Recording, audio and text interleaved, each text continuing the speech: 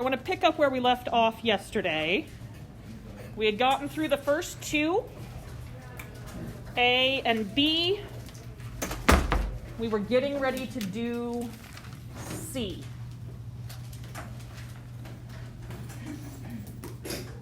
So talk to me about how I would set up my synthetic division here for part C.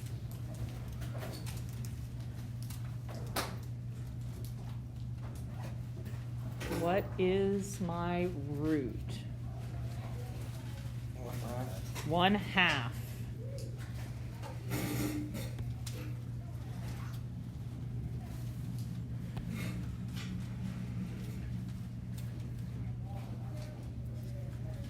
So that's what's going to go on the outside. What are the coefficients that I need to put for my synthetic division? 4, 0, -5, another 0, and then 1. So we have fourth power, third power, second power, first power, and our constant. Perfect. Then we have our root of 1/2 on the outside. First thing I need to do. Bring down the 4. That is our very first coefficient. So that comes straight down here. And then what do we do? Multiply 4 to the 1/2. Half of 4 is 2. So I put that here, and then we're going to add. So I have 2 here, and then we repeat the process again. Half of 2 is 1. I add these together. That gives me -4. Half of -4, -2. Add those together. So I bring down a -2, and then half of -2. -1. When I add these together, I get 0. What does that mean about 1/2? It's a root of f of x, yes. R of x is equal to 0. I'm going to make a little note of that right here. So f of 1/2 equals 0. 1/2 is a root of f of x.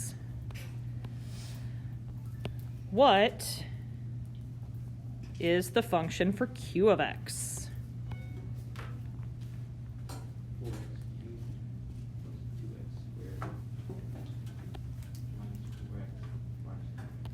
Yes. I'm going to have to drop this just a little bit because I ran out of room. There we go. Remember, when I'm using synthetic division, if my divisor, the part that goes on the outside, if that is degree 1, then after I do that synthetic division, everything drops 1 degree. If it was degree 2 that I was dividing by, what would happen? It would drop 2 degrees. So whatever the degree of my divisor is, that's how many degrees we're going to drop.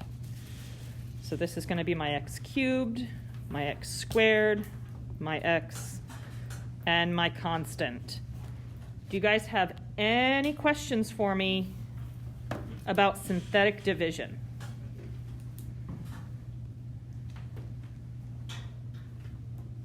Okay, we've got just a tiny bit left to finish up on 4.2. Your 4.2 homework is due tonight. It's not super duper long. I also have that review sheet for you tonight. We are going to start 4.3 when we get done with 4.2. All right. Example. Consider the polynomial f of x equals x cubed minus 3x squared minus kx plus 12, where k is a real number. So it's not imaginary, it's some real number. It could be a fraction, could be a decimal, could be a whole number. Suppose that x plus 2 is a factor of f of x. Find a suitable real number k. This sentence right here is what's jumping out to me. If x plus 2 is a factor of f of x, what would that mean that might help me here? What would we know about it then? Two other factors that that equation can go into. There would be two other factors for that equation, yes. We have an x-intercept at -2.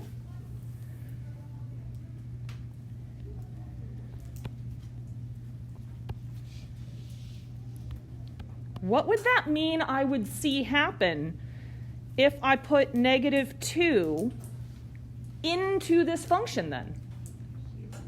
We're going to get 0 as our output. How could I use that fact right there to help me figure this out?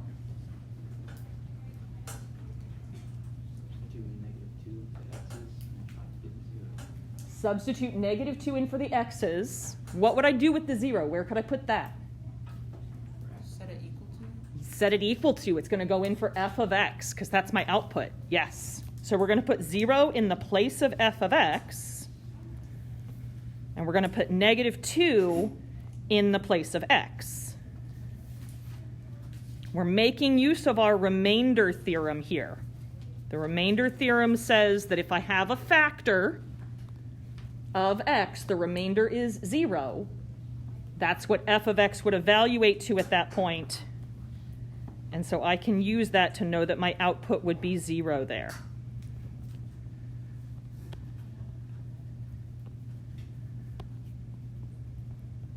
Okay, so I subbed everything in. What is -2 cubed? -8. What do I get when I evaluate -3 times -2 squared? -12. So I've got -12. When I evaluate -k and -2? 2k plus 2k. And then I have my plus 12 back here. What next? Cancel the 12s. Cancel my 12s, absolutely. So that would give me 0 equals -8 plus 2k.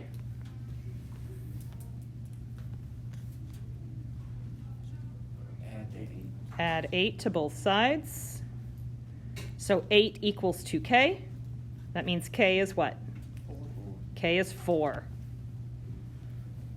Beautiful.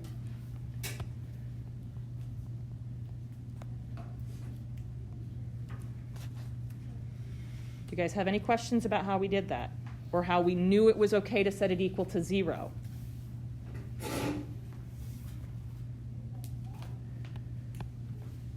This right here is coming from our remainder theorem and our factor theorem.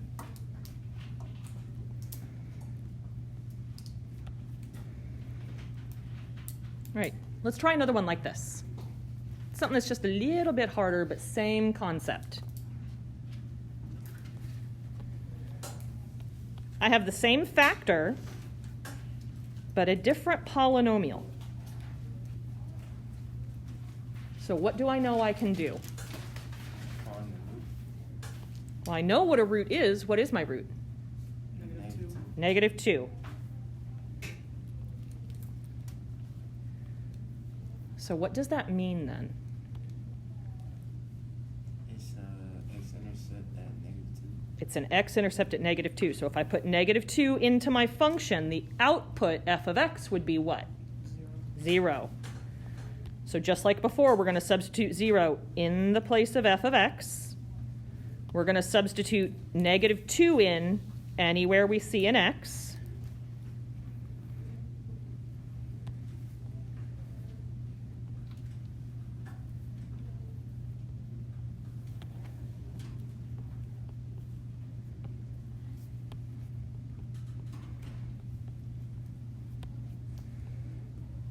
There we go. Let's Let's clean it up. I have k times negative 2 cubed. How will that simplify? Negative 8k plus negative 2 squared Plus 4. plus 4 plus k squared times negative 2, Negative 2k squared. negative 2k squared, or minus 2k squared, same thing. And then we didn't do any substitution over here, so I have plus 3k squared plus 11. Can I simplify this anymore? Yes. Yes. What can I still do? 4 and 11. The 4 and the 11. Negative 2k squared and 3k squared. Negative 2k squared and 3k squared. What do I get when I combine those k squareds? K squared. K squared. So I have k squared minus 8k plus 15. What would I do with this now? Factor.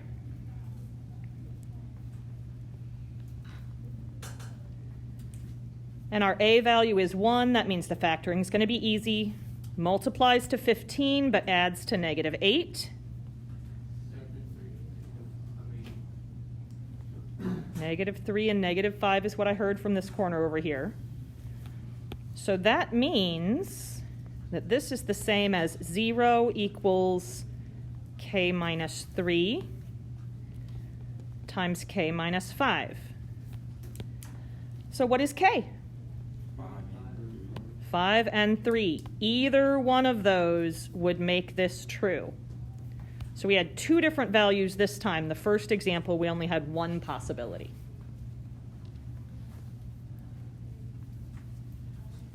So far, so good? All right. There's one more thing that I want to look at with you in 4.2, and then we'll move on to 4.3.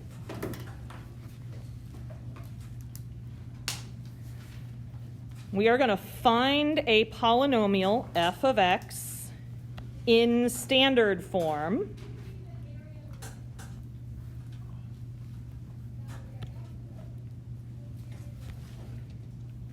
that meets these criteria. It has degree 3, and it tells us our zeros. How many zeros do we have? 3. And we also know what else? Other than the degree and the zeros, what else does it tell us? The leading coefficient. Really important there. Because when we have our polynomial, f of x, that leading coefficient is going to come first, and then we're going to have our factors after that. Since it is degree 3, and we have 3 zeros, what do you know about each of those zeros? Do they happen once? Are any of them double roots? Once. They all happen once. It's degree 3, so they have to happen once because we have 3 zeros given. If they only gave us 2 zeros, then one of them would have to occur twice, or we'd have something that's imaginary. I'm going to put my leading coefficient in here.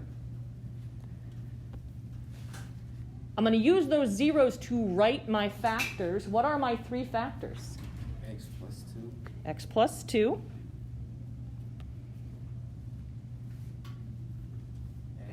X. X minus 5. And x minus 5. Does the x have to be inside parentheses? No. A lot of times we'll bring that one to the front. So I would have 1x here, and then x plus 2, and x minus 5. What form is this in right now? Factored form. How do I get it from factored form into standard form?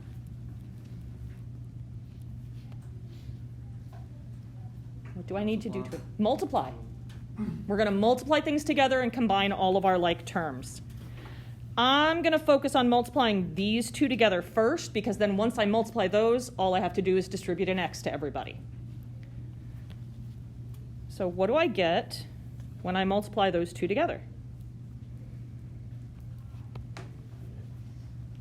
x squared minus 3x, because we would have minus 5x plus 2x minus 10.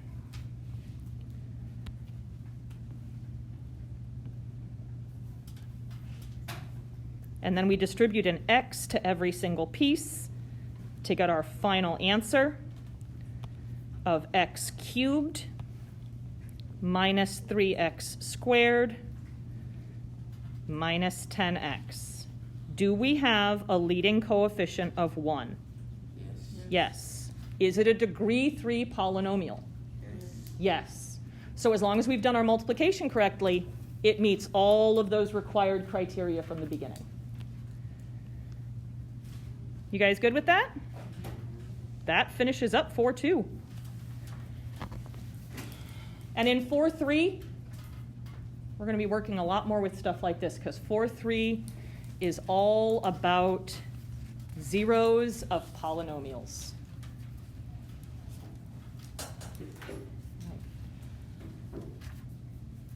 So this first screen with the zeros of polynomials, there's going to be a lot of text.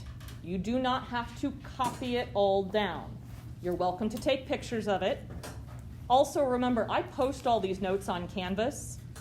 So if you want to jot down like key points from this and then copy the rest down later, that is perfectly fine. All the stuff that's getting ready to go up on the screen on this first slide is straight from your book also. Okay?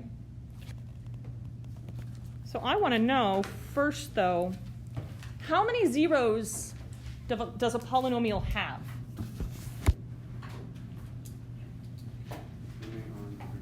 Depends on the degree. Absolutely correct answer. How many positive zeros does it have?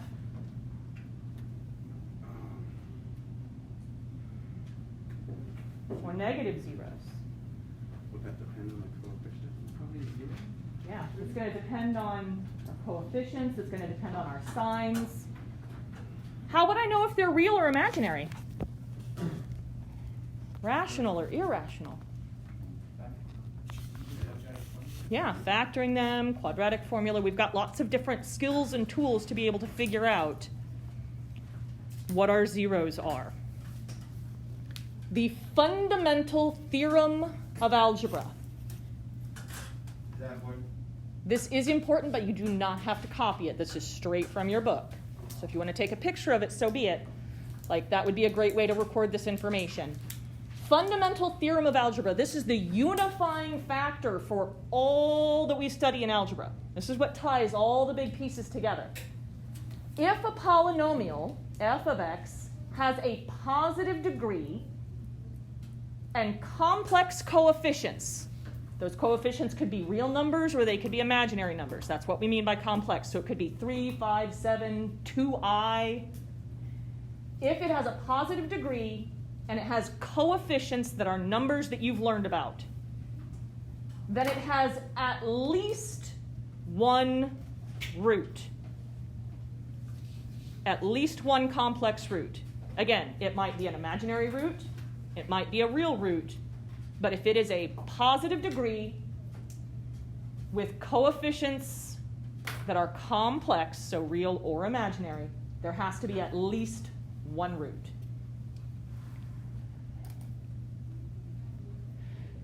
The important piece of this for us is that that leads us to another theorem. It's called the complex factorization theorem for polynomials. These are ideas and concepts that you guys have already been introduced to, even though you might not have seen it written as a theorem. If f of x is a polynomial of degree n greater than 0, what does n greater than 0 mean? If something's bigger than 0, Positive. it's positive. So this is just another way of saying positive degree. So if f of x is a polynomial with a positive degree is n greater than 0, then there exist n complex numbers such that you can write f of x as being equal to A, our leading coefficient, times the factors that you would create with each of those complex numbers. Each number C is a 0 of f of x, or it's a root. So this is a complicated way, not that complicated, but it is a very formal way, of stating that the number of roots that we have is equal to the degree of our polynomial. Which is a concept that I already heard you guys talking about as we were talking about the previous problem and as I was posing those other questions. How many roots does it have? You said, well, it depends on the degree. That's what this says here.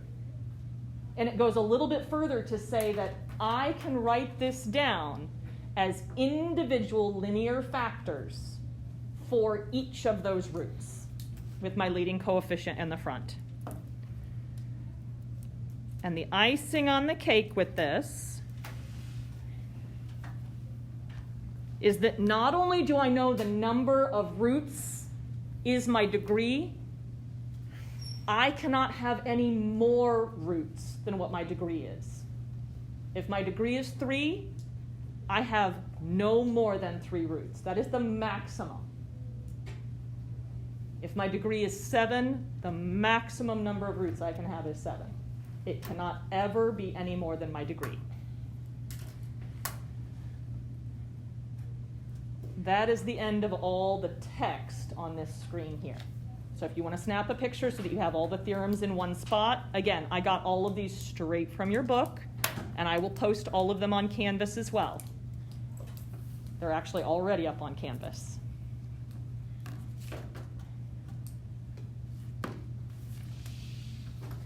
We're going to use these big ideas to write some equations of polynomials. We're going to start off by writing some polynomials in factored form, and then we're going to write some polynomials in standard form.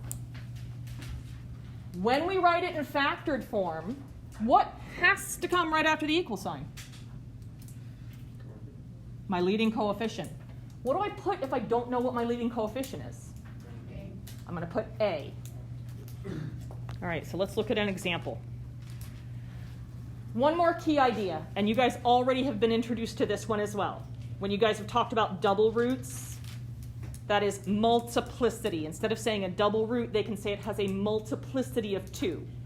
It means the exact same thing as a double root. A multiplicity of 3 would just mean a triple root. So how many times a factor, x minus c, occurs in the factorization? If a factor has multiplicity of m, then it occurs m times. So let me write a keynote over here. Multiplicity of 2 is the same thing as a double root.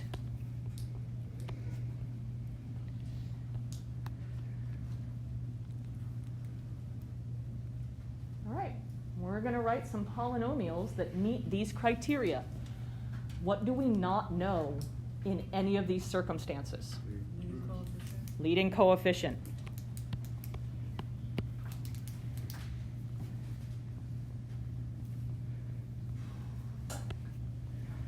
We don't know our leading coefficient, and so we're just going to use A there.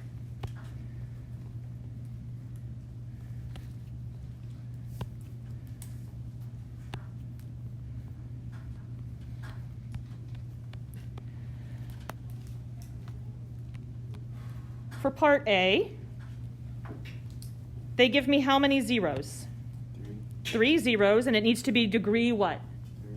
Which means each of those factors happens how many times? Once. So help me write those 3 factors. X minus 2. X minus 2. X minus 4. X minus 4. X plus 1. And x plus 1. Beautiful. Done. That's all I need to do for part A. They asked me to write it in factored form. It's in factored form. Is it degree 3 like they asked me? Yes. I've included my leading coefficient, even though I don't know what it is. Let's go look at part B. How many zeros do I have? 3 zeros, but what do I know about one of them? Has a multiplicity of 2.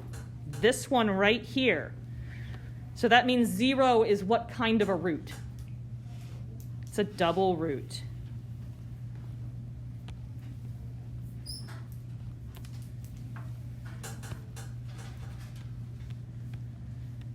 We know it is degree what? 4. Degree 4. All right, I'm going to change my function notation because I get tired of writing f of x all the time, so I'm going to mix it up a little. I'm going to call this function b of x. I've got my leading coefficient of a out in the front. Let's do that double root first. How would I write that double root? X squared. X squared. So right now, my polynomial has degree 2, and I'm going to write how many more factors? 2. 2 more factors. What are they? X minus 3. X minus 3, X minus 1. x minus 1. Now this is degree what? 4. Now it's degree 4. 1 degree for each of the factors that's inside parentheses, and a double root at 0. Does it matter what order we write the factors down in? No. I have a question. Yes. This is multiplicity 1. What's that supposed to do? Multiplicity of 1 means it's just a single root. It happens one time. If we were sketching the graph of this at a multiplicity of 1 root, my function is going to go either from the bottom to the top of the x-axis, or it's going to go the other way. Like if I zoom in real close, it would look like a line right there. Yep, good question. Another good follow-up note to make there is if they don't tell you the multiplicity, we assume it's 1. If it's something other than 1, they have to make that clear. So if they just say, here are your zeros, write a polynomial, and that's all the information they give you, assume that each one happens one time. Part C. There's a little twist to part C. When I inherited these notes from the former teacher, I found a mistake here in part C, and I've left it up here because this is a mistake that I've seen all kinds of math professionals make. So I want to point it out to you, and I want to talk about it. We're supposed to write a polynomial of degree what? Degree 5. How many zeros do we have? 2. 3. 3. I'm seeing 3. I see one of them right here. It has a multiplicity of 1. I see another one right here that has a multiplicity of 2. So now I'm at degree 3, right? And then they also give us what? Imaginary number. They give us an imaginary number. That would only get us up to degree 4, right? Here's the mistake that I found. You cannot have just one imaginary root. They always, always, always, always, always come in pairs. They always come in plus minus pairs. Tell me what you know about the imaginary number I. Equals the square root of negative 1. It is the square root of negative 1.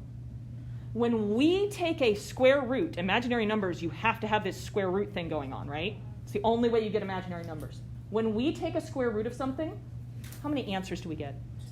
2. We always get a positive 1 and a negative 1. That's why our imaginary roots always, always, always, always, always, without fail, come in pairs, plus minus pairs. So this has to be plus or minus 3i.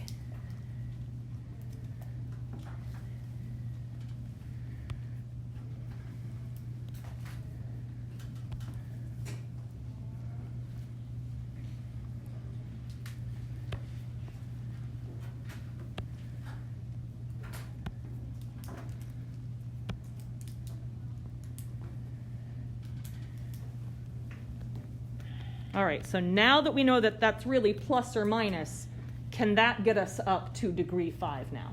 Mhm. Yes. All right, so let's go ahead and write our function. I'm going to mix it up and call this one k of x. What do I need right after my equal sign? A.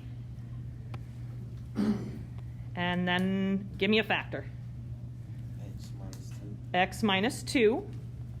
Do I need an exponent on that factor? No. Nope. Give me another factor. X minus 1. X minus 1.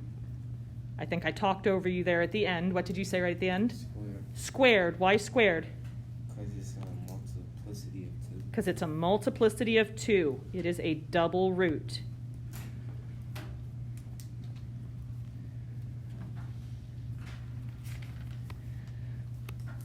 All right, so right now I'm only at degree 3 for my polynomial. I need 2 more to get it up to degree 5. Tell me how to write those 2 other factors. X plus 3i and x minus 3i. Yes, x plus 3i and x minus 3i. Beautiful. Absolutely fantastic. I had someone ask me in 4th period today if it would be okay to write that as x plus minus 3i, not in factored form.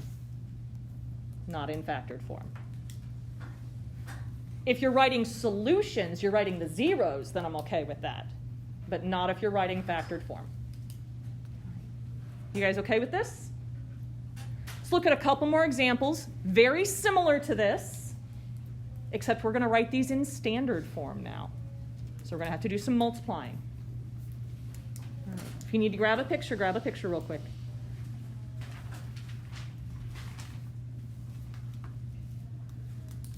Got 2 more examples that I want to get to with you guys. All right. Do they give me any information about multiplicity? So we assume that our multiplicity is what? 1.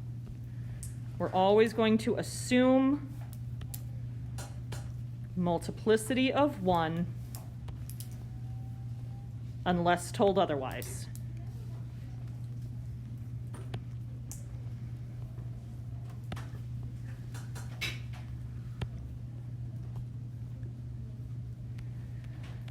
Do I know my leading coefficient? No. So let's start off by writing down what we do know. F of x equals, what would I put next? A. And then I'm going to have how many factors? 3. 3 factors. What are they? X minus 4. X minus 1 and x plus 3. Yes. X minus 4, x minus 1, x plus 3. They gave me another piece of information. What do you think I'm supposed to do with that other piece of information? When you put Substitute all in, x's for 7. when you put in 6 for x, it equals 180. Yes. We're going to substitute 6 in the place of x, and it's going to be equal to 180. This is going to allow me to find a. So I have a 180 right here. Don't know what a is yet. We're going to put 6 in everywhere we have an x.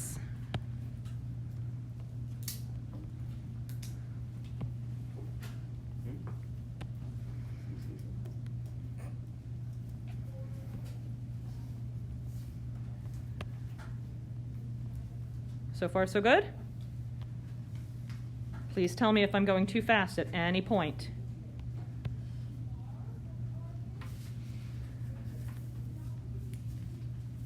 So now I want to evaluate these parentheses. 6 minus 4, 2. 6 minus 1, 5. And 6 plus 3, 9. So what is 2 times 5 times 9? 90. 90. So I have 180 equals 90a. Which means a is what? 2. A is 2.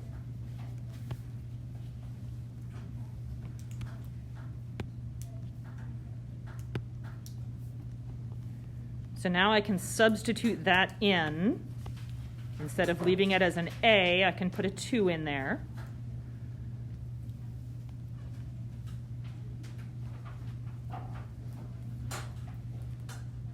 Now I want to multiply these things. I'm going to multiply these first two together, and then I'm going to multiply these back two together, and then after I have those two products, I'll multiply them together. I want to try to do the least amount of work, and if I do it like this, I don't have as much going on. All right, so when I multiply the 2 and the x minus 4, what would that give me? 2x minus 8. 2x minus 8. Keep that guy inside either parentheses or brackets, because we're going to take that and multiply it by what we get from the other piece. What do I get when I multiply x minus 1 and x plus 3? X squared plus 2x minus 3. Absolutely correct. X squared plus 2x minus 3. Keep him inside brackets or parentheses too, because now we have to do some double, triple distribution, and then we'll combine like terms to be done. So I'm going to take that 2x and distribute it to everybody in the other polynomial. So I'm going to have 2x cubed plus 4x squared minus 6x. And then I'm going to take the negative 8 and distribute that. So minus 8x minus 8x squared minus 16x plus 24. So now I'm going to write down my final fully simplified polynomial. So we're going to combine any and all like terms. I know it's going to start with what? 2x cubed. 2x cubed. And then what? Minus 4x squared. Minus 4x squared. Minus 22x. Minus 22x. Plus 24. Beautiful. I want you guys to work on part B while I pass out the review sheet. And if we don't have time to go all the way through it, we will start class after your quiz tomorrow by going over part B.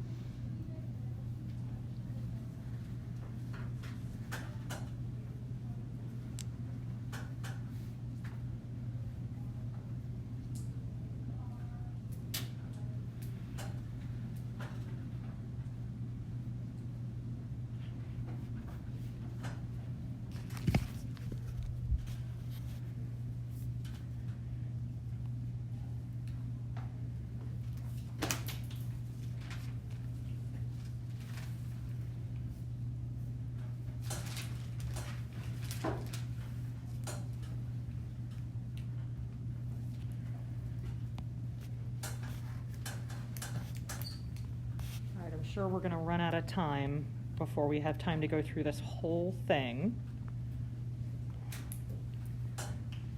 Tell me how I would set this up initially.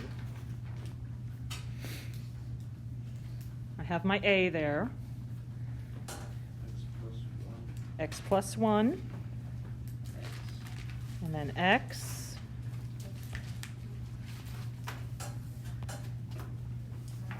X minus 2. And x minus 4. Beautiful so far. What can I substitute in? 1/2 goes in for x. 63 goes in for f of x. What did you guys find your a value to be? 42. How much? 42. 16. Oh. The a value is 16.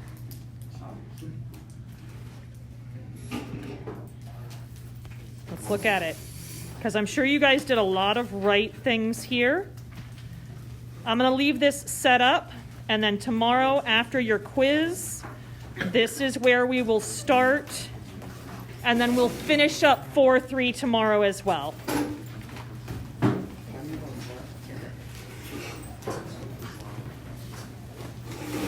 So 2 things you guys need to work on tonight. 1, the 4-2 homework is due tonight. And then you have the quiz review. You're not turning that quiz review into me. That is simply so you know exactly what to expect tomorrow. There is nothing on the quiz that is not somewhere covered on that review.